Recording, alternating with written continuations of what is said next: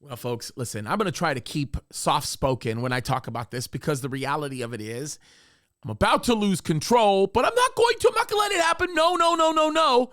But if you voted for the current, I don't know what you want to call him, empty shell in office right now, him and his regime are destroying this country. I've been saying that for a long time.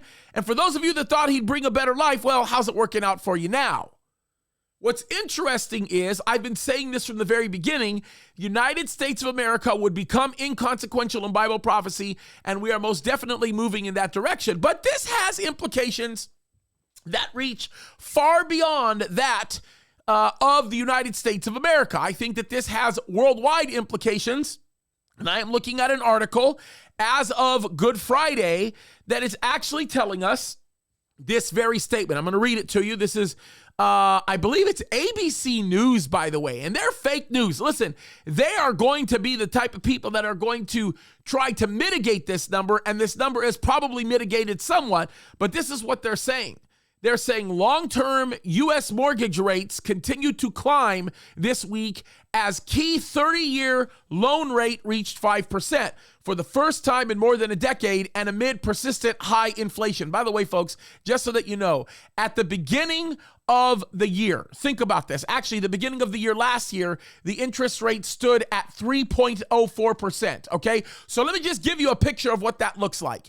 If you are in California and you went out and you got something like $1 million loan, okay, then your mortgage rate, interest only, is going to be, and let's say you put nothing down. Let's just say you owe $1 million, right? Your mortgage rate at 3.04%, if you pay interest only, is going to be about $3,800 a month. Now, and it's not an only, right? That's a lot of money. Now, if you were to pay it with the principal tied into it, it would be over $5,000 a month. Now, let me just make this very clear because it's very important that you understand this.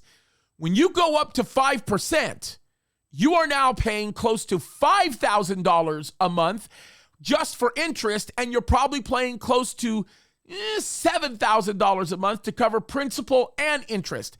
It's a lot of money. It's no small amount. And what this is doing is this is destroying the housing market, because what's going to happen is the prices of houses are going to increase and increase and increase and increase, and it's going to get harder for people to be able to buy homes. And this all goes right to the area of where this administration, as well as all the other globalists, are doing everything that they can to destroy the prospect of home ownership. Why? Because if home ownership is destroyed, then the state can control where you dwell. And if you don't own property, you have no attached interest to actual real property. You have no interest to anything else. You're really not attached to anything. And it opens up the door for the kind of economy we're going to see in Revelation chapter 13.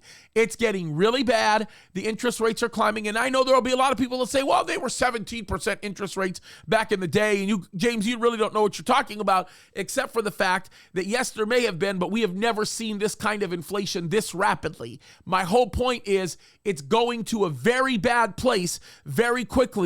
And we need to open up our eyes because the days are getting darker. Folks, let me just explain this to you. Jesus is coming soon. It's important that we pay attention to that fact. We are moving in the direction of a cashless society, and it is not good. Not good at all. We need to open up our eyes and pay attention and walk and be filled with the Spirit of God as we continue to study what God's Word says about this time and be open to what the Word says. God bless you guys. Keep fighting the good fight. We love you.